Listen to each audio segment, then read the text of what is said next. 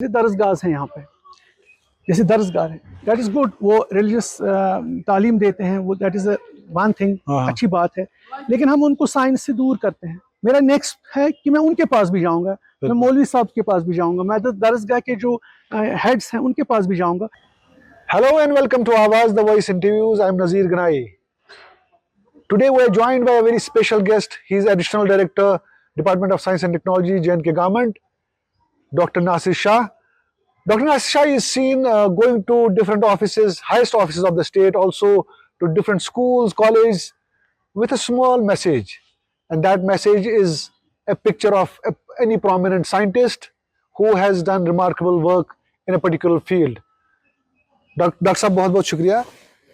किसी भी ऑफिस में जाने का सबसे पहला मकसद देखेंगे कि तस्वीर लगती है और किसी साइंटिस्ट की होगी, तो क्या मकसद है आपका ये ऑफिस में ऐसे जाने का और फिर इस मैसेज को कन्वे करने का?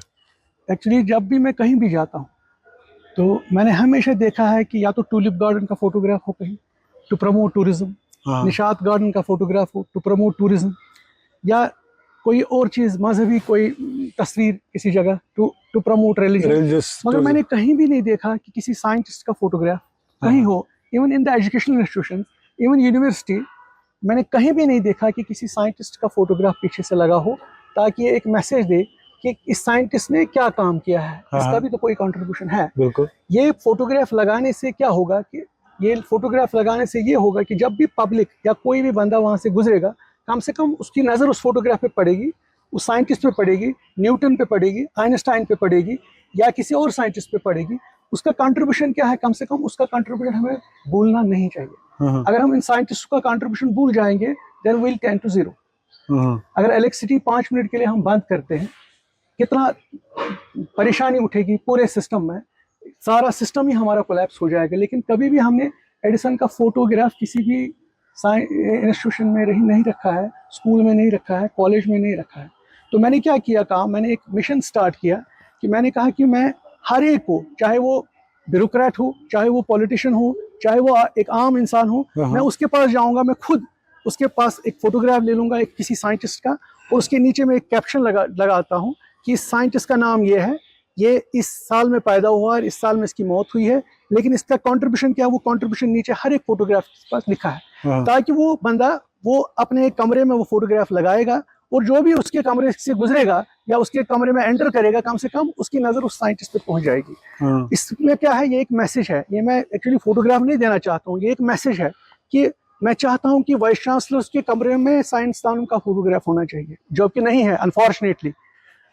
अगर आप इंस्टीट्यूशन जाएंगे, सोवरा इंस्टीट्यूट जाएंगे, आप मुझे बताइए किस वार्ड में किस साइंटिस्ट का फोटोग्राफ, कहीं नहीं है। आप देखिए कॉरिडोर्स में किसका फोटोग्राफ है, साइंटिस्ट का फोटोग्राफ है। जबकि कंट्रीब्यूशन आप देखिए मेडिकल साइंस में साइंसदानों का कितना कंट्रीब्यूशन है। क्या इस एक्सरे मशीन जो उसने बनाई, क्या इस एक्सरे मशीन के ऊपर उसका फोटोग्राफ लगा है, किसने बनाया? या अगर कोई और इक्विपमेंट है, साइंटिफिक इक्विपमेंट है हमारे पास, क्या उस इक्विपमेंट के ऊपर कहीं फोटोग्राफ लगा है, किसने बनाया है? उसमें कभी कहीं नहीं कैप्शन होता है किसने बनाया है। मेरी एक्चुअली मैसेज ये है कि मैं ये मैसेज देना चाहता हूँ कि हमें साइंटिस्ट को भूलना नहीं चाहिए। इससे क्या होगा कि आम जो छोटी जनरेशन है, यूथ हमारा है, जब वो देखेंगे हर एक पब्लिक प्लेसेस पे, पार्क्स में, बाकी जगहों पे साइंसदानों के फोटोग्राफ देखेंगे, कम से कम उनके एक साइंटिफिक टेम्पर इनक्लेट हो जाएगा। वो देखेंगे उसको, किसी बस स्टैंड में हम वेट कर रहे हैं, 5 मिनट वेट कर रहे हैं, 10 मिनट वेट कर रहे हैं, पीछे से अगर साइंटिस्ट के 2 फोटोग्राफ्स होंगे, कम से कम वो उसकी तरफ देखेंगे, वो वहां देखेंगे, वो कहेंगे कि साइंटिस्ट है, ये तो न्यूटन है, ये तो आइंस्टाइन है, ये तो एडिसन है, ये तो कोई और है, ये तो अब्दुल कलाम साहब है, इनका कंट्रीब्यूशन ये है, इनका, कम से कम वो देखेंगे। अच्छा, रेलवे स्टेशन पे आप जाइए, किसी भी रेलवे स्टेशन में किसी साइंटिस्ट का फोटोग्राफ नहीं है। तो अगर हम टूरिज्म प्रमोट करने के लिए टूरिस्ट डेस्टिनेशन के फोटोग्राफ्स रखते हैं, या कोई और चीज़ प्रमोट करने के लिए कोई और तस्वीर रखते हैं, क्या हम ऐसा नहीं कर सकते हैं कि हम साइंस को प्रमोट करने के लिए उन साइंटिस्टों का कंट्रीब्यूशन और उनके फोटोग्राफ्स पब्लिक प्लेस पे हम डिस्प्ले करें? साइंस को प्रमोट की आपने बात की, और ये आपका जो सिलसिला है ये ऑफिस से स्टार्ट हुआ, आपके दोस्तों से स्टार्ट हुआ, और क्या आप अब दूसरे मरहले में कहीं और भी जाना चाहते हैं? पहले मैं चीफ सेक्रेटरी साहब से भी मिला, वो बड़े खुश हुए जब मैंने उनको फोटोग्राफ्स दिए। मैंने उनको 2 फोटोग्राफ्स दिए, उन्होंने उसी वक्त इंस्ट्रक्ट किया अपने एम्प्लॉयज़ को कि ये मेरे ऑफिस में लगा दीजिए। मैं हर एक कमिश्नर सेक्रेटरी के पास गया, क्योंकि मैं पहले ऊपर से ही आया, मैं एलजी साहब से मिला, मैं एलजी साहब को 2 फोटोग्राफ्स दिए, वो बड़े खुश हुए जब मैंने उनको फोटोग्राफ दिया और उनको मैंने अपना मिशन बता दिया कि मैं एक्चुअली मेरा पर्पज़ ये है। तो उन्होंने भी एकदम इंस्ट्रक्ट किया अपने सबॉर्डिनेट्स को कि ये फोटोग्राफ्स मेरे ऑफिस में लगा दीजिए। आइंदा मैंने प्रपोज किया कि मैं चीफ मिनिस्टर साहब से भी मिलूंगा, उनको भी मैं प्रेजेंट करता हूँ फोटोग्राफ ऑफ साइंटिस्ट, ताकि उनके ऑफिस में भी किसी खास साइंसदान का फोटोग्राफ रहना चाहिए। और दूसरा है कि जैसे हम जाते हैं, जैसे दरसगाह हैं यहाँ पे, जैसे दरसगाह है, दैट इज़ गुड, वो रिलीजियस तालीम देते हैं, वो दैट इज़ वन थिंग, अच्छी बात है। लेकिन हम उनको साइंस से दूर करते हैं। मेरा नेक्स्ट है कि मैं उनके पास भी जाऊंगा, मैं मौलवी साहब के पास भी जाऊंगा, मैं दरसगाह के जो हेड्स हैं उनके पास भी जाऊंगा। कम से कम मैं उनको कहूँगा अपने जो आपके दरसगाह से वहाँ भी एक साइंटिस्ट का फोटोग्राफ है। हम क्या करते हैं कि हम रिलीजियस को अलग करते हैं और साइंस को अलग करते हैं, हम उसको सेग्रीगेट करते हैं और अल्टीमेटली क्या होता है, क्लैश हो जाता है। हमें हमेशा होता है साइंस और रिलीजन के दरमियान क्लैश। अगर हम एक साइड से कहते हैं कि साइंस इज ट्रूथ और दूसरी साइड से कहते हैं रिलीजन इज ऑल्सो ट्रूथ, जब 2 ट्रुथ्स हैं, 2 ट्रुथ्स आपस में कभी भी कॉन्ट्रडिक्ट नहीं करनी चाहिए। जब ये करते हैं उसका मतलब है कहीं ना कहीं हमारी सोच में तजाद है। वो तजाद निकालने के लिए जब हम यूथ जो दरसगाह में बच्चे पढ़ते हैं, इन रिलीजियस इंस्टीट्यूशंस में बच्चे पढ़ते हैं, उनको भी हमें साइंसी मिजाज उनमें पैदा करने की बहुत ज़रूरत है। तभी वो एक सिस्टम में फिर एडजस्ट हो जाएंगे। अदरवाइज बेचारे जब वो दरसगाह से निकलते हैं वो नॉर्मल बच्चों के साथ एडजस्ट नहीं होते हैं। हम एकदम हम डिफरेंशिएट कर पाते हैं कि ये बच्चा दरसगाह से आया है और ये बच्चा कॉन्वेंट स्कूल से आया है, ये बच्चा दरसगाह से आया है और ये बोरनहाल स्कूल से आया है, या ये बच्चा दरसगाह से आया है, ये हायर सेकेंडरी स्कूल से आया है, ये बच्चा दरसगाह से आया है और ये बच्चा, एकदम हम इनको अलग अलग करते हैं। जब ये अलग अलग हो जाए, अलग अलग किसकी वजह से, अलग अलग उनका सोच अलग हो जाता है। लेकिन अगर हम उस दरसगाह वाले बच्चे को भी कहेंगे कि नहीं, आपको इस तालीम के साथ साथ आपको साइंसी तालीम भी पढ़नी है, जो आपको कल आपका रोजगार बन जाएगा, उसका रोजगार तो उसका रिलीजन नहीं बनेगा ना, रोजगार के लिए उसको जरूरी कोई ना कोई चीज़ इस्तेमाल करनी है। ये हमें इस वक्त सोसाइटी में बहुत ज़रूरत है इन चीज़ों की। हो सकता है कि कुछ लोग मुझे कहेंगे कि ये क्या कर रहा है ये चीज़ें, लेकिन इन द लॉन्ग रन ये मैं अभी जो मैं बातें कर रहा हूँ 10-15 साल के बाद आपको ये बातें बिल्कुल अच्छी लगेगी और उस वक्त ये एक्सेप्ट करेंगे कि इसने सही step. Now, in order to inculcate the essence of innovations, incubations, and entrepreneurship, Department of Science and Technology, Jammu and Kashmir government is also taking a lot of efforts, a lot of initiatives in the college, schools, and also in the universities to fund these scientists, researchers. Dr. Nasir, you are right now holding JNK Science Congress, which is considered as a very prestigious, event. How is this event also helping and reaching out to the larger masses, especially the scientists and the students? Actually इस जो science Congress हमने यहाँ पे ये किया, organise आज किया ये विमेंस कॉलेज श्रीनगर में, इसका पहले मकसद था, अभी तक तो हम यूनिवर्सिटीज़ में साइंस कांग्रेस यूजुअली करते थे ऑर्गेनाइज।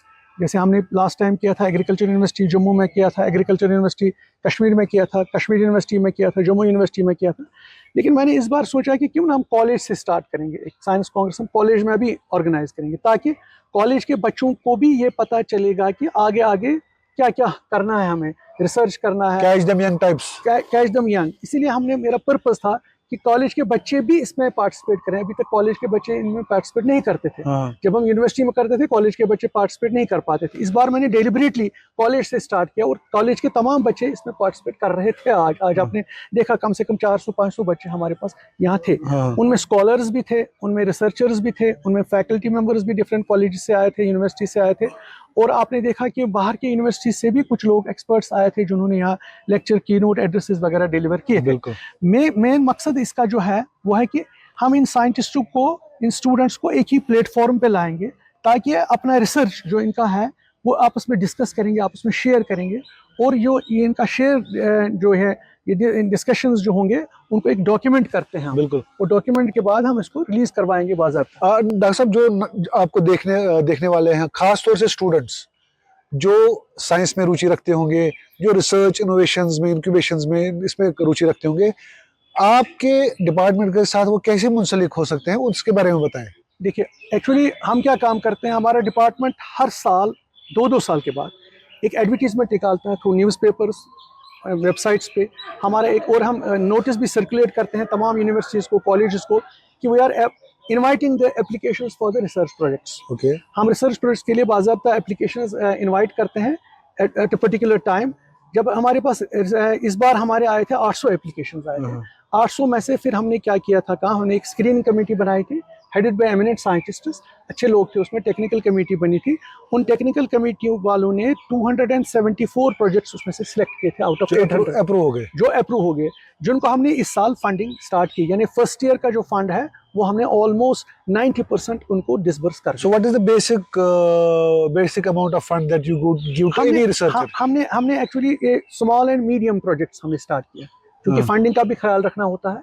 और यहाँ पर ये प्रोजेक्ट कल्चर नहीं था, रिसर्च का कल्चर बहुत कम है यहाँ पे। हमने उसको थोड़ा सा उसको ब्रॉडन करने के लिए, उसको पॉपुलराइज करने के लिए, उसको मतलब फैलाने के लिए, लार्जर लाने के लिए हमने मीडियम और स्मॉल प्रोजेक्ट्स को स्पॉन्सर किया। हमने रखा प्रोजेक्ट को, हम एक प्रोजेक्ट को हम अप टू 15 लाख रुपए फंड करते हैं। अच्छा, 15 लाख रुपीस, 15 लाख रुपए एक तो this project could be anything, this could be related to Dal, this could be related to medical, this could be related to anything. Usually हम जो लोकल स्पेसिफिक प्रॉब्लम्स होते हैं हम उनको actually target, you identify them, we identify them targets, उनको हम ज्यादातर। So now that if you fund any project and that project is getting approved and you start funding it, तो उस project को आखिर मकाम तक लेने के लिए फिर उसको आप कैसे लिंक करते हैं इंडस्ट्री के साथ? उसको हम क्या करते हैं, उनमें से कुछ प्रोजेक्ट्स ऐसे होते हैं जो बेसिकली उनको पेटेंट भी होता है, उनका स्टार्टअप भी बनता है कुछ ना कुछ, उनका प्रोटोटाइप भी बनता है कुछ, ऐसे है। और एक्चुअली दूसरी स्कीम है हमारी, that is seed money for innovators. Okay, ये जो मैंने पहली बात बताई, उसमें जो हमारे रिसर्चर्स होते हैं, उसमें जो हमारे साइंटिस्ट होते हैं, उसमें जो हमारे प्रिंसिपल इन्वेस्टिगेटर्स होते हैं, वो वर्किंग साइंटिस्ट होते हैं जो किसी यूनिवर्सिटी या किसी कॉलेज में काम करते हैं रेगुलर। दूसरा हमारा है इनोवेटर्स के लिए सीड मनी, वो है आम आदमी भी, अनपढ़ भी, पढ़ा लिखा भी, कोई भी, there's no educational bar, अगर उसके पास कोई साइंटिफिक, उसके पास कोई आइडिया है, वो कहता है इस आइडिया को मैं थोड़ा सा, इसको मैं प्रोटोटाइप बनाना चाहता हूँ, मेरे पास आइडिया है, मैं इसको लेकिन उसके पास बेचारे के पास फंड्स नहीं होते हैं। हम क्या काम करते हैं, हम उसके लिए भी एक खास एडवर्टीजमेंट निकालते हैं। अच्छा। और हम उनको इनवाइट करते हैं, वो हमारे पास आते हैं। अगर मैं आपको बताऊंगा, इस बार हमने 74 इनोवेटर्स को, ऐसे इनोवेटर्स को जो कहीं काम नहीं करते, कोई एजुकेशनल, जो इनका ज्यादा एजुकेशनल बैकग्राउंड भी नहीं है या किसी इंस्टीट्यूशन में भी पढ़ते भी नहीं है, हमने उनको क्या किया, हमने उन 74 इनोवेटर्स को फंड किया। अभी वो बना रहे हैं, अब आपको मैं बताऊंगा विद इन 1 ईयर उनका जो प्रोटोटाइप है वो डेवलप होगा पूरी तरह से। उनमें से कुछ हमने ऑलरेडी पेटेंट भी किए हैं, कम से कम 15-20 का पेटेंट भी हो चुका है। और उनमें से 8-10 जो कल आपको यहाँ वो मिलेंगे, वो यहाँ पे आएंगे, उन्होंने अपने स्टार्टअप्स भी स्टार्ट किए, यानी उनका बिजनेस भी अच्छा चल रहा है। मुझे एक बच्चा मिला, इशफाक है उसका नाम, इज फ्रॉम कोकरनाग, उसने बड़ा अच्छा स्टार्टअप स्टार्ट किया है, उसको हमने 30,000 रुपये दिया था, ओनली 30,000 रुपीज़। 30,000 रुपीज़ में उसने एक इनोवेशन थी उसकी, और उस इनोवेशन को उसने प्रोटोटाइप बना दिया, उस प्रोटोटाइप को उसने फिर मार्केट में कर दिया, मार्केटाइज कर दिया, उसमें उसका खास बिल्कुल अच्छा खासा पैसा भी वो कमाता है। अच्छा नाज साहब, आपका जो डिपार्टमेंट है ये एक नोडल एजेंसी भी है स्टार्टअप के लिए यहाँ पे, और हमने देखा कि इनोवेशन से जो है, इनोवेशन सेंटर्स या इंक्यूबेशन सेंटर्स जो यहाँ पे कुछ खासा काम नहीं कर रहे हैं ऑन ग्राउंड। जो हमारी भी नॉलेज है और हमें भी बताया जाता है कि डिफरेंट एजुकेशनल इंस्टीट्यूशंस में, खासतौर से यूनिवर्सिटीज में जो इंक्यूबेशन सेंटर्स हैं वो ऑलमोस्ट डिफंक्ट है, there is no feedback from the students और इट्स नॉट बीइंग ओपन। तो why your department is not taking a lead? देखिए एक्चुअली कोऑर्डिनेशन नहीं है डिपार्टमेंट्स में, जैसे इंडस्ट्रीज डिपार्टमेंट और साइंस एंड टेक्नोलॉजी डिपार्टमेंट, इनमें एक कोऑर्डिनेशन डेवलप करने की जरूरत है।